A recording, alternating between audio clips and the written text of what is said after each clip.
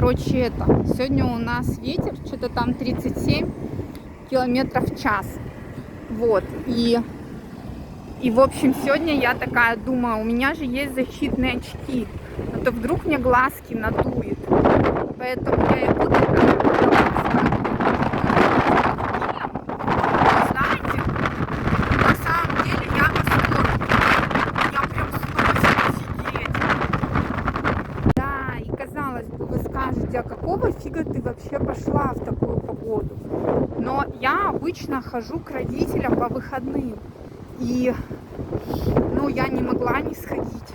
Тем более, что у меня есть средства защиты. На самом деле, на всякий случай, на случай дождя, я взяла еще с собой свой защитный костюм с субботника.